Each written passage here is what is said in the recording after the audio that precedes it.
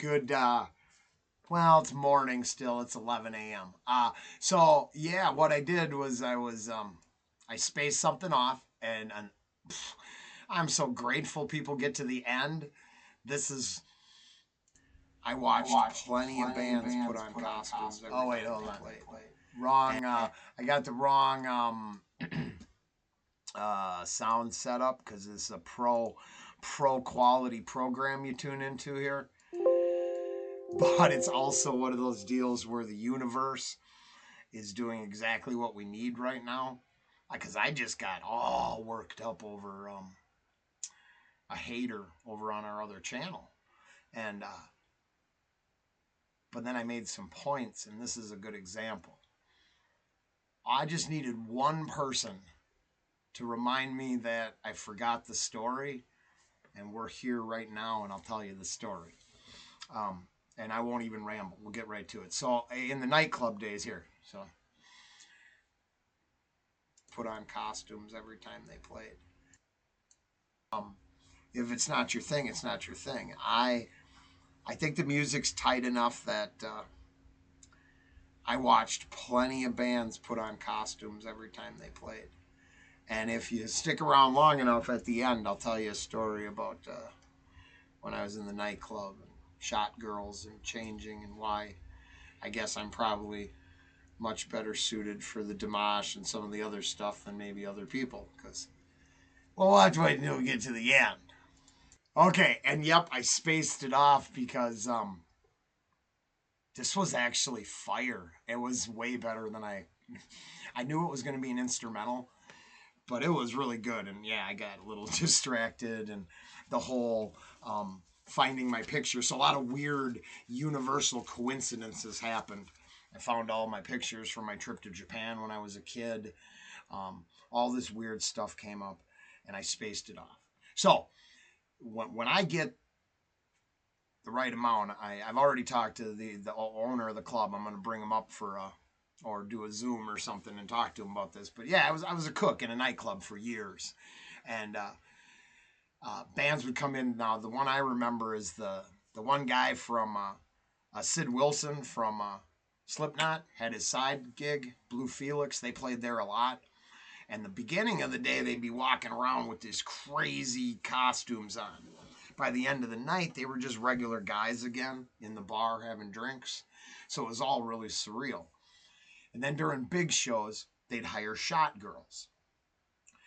And the bathrooms are always packed. And so the girls would come in the kitchen. And it's probably why I've got an adopted daughter here from the Dirty Loops, and why I got a few friends already on the bus. Well, the girls knew they could come in and put on their little sexy shot girl outfits, and Rollen didn't even take a peek.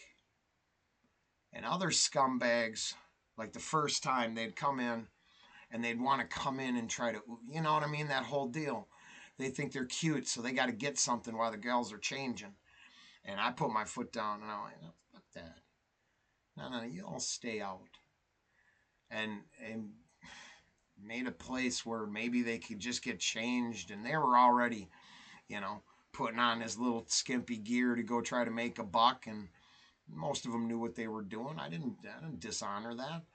They didn't need to be treated like meat while they were trying to get changed to work.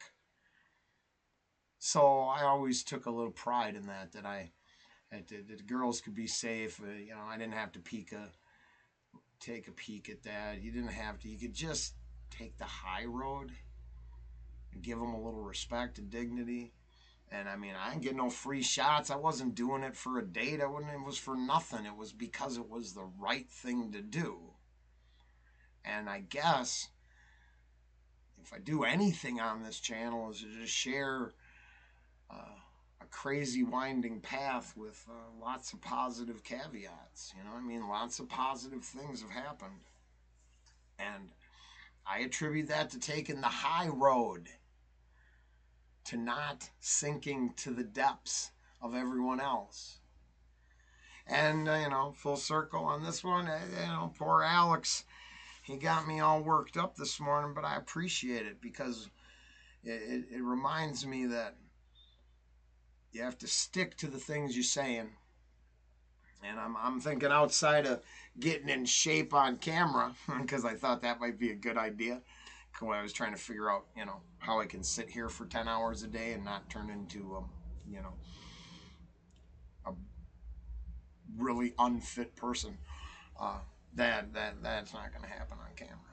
Otherwise, everything else I think has been fairly consistent. I mean, I hope, I hope. And this is another example. I'll wrap it up. It doesn't have to be long. That was the whole story. Um, I'll put it on. I'll pin it to this video so you can catch it, not waste a bunch of time. But thank you for reminding me because that's super important. I don't mean to space shit off, and actually, I think it speaks volumes of my integrity. That the opportunity, and then this is why I I walk on eggshells around some of the costumes and some of the stuff because you go to the comments, right, and read them. There's a lot of unhealthy people out there focusing on stuff that they shouldn't.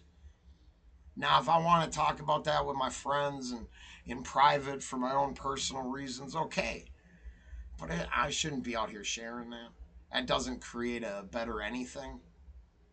So I look at it the way I look at it as costume changes and stuff back in the club. It's all part of the act.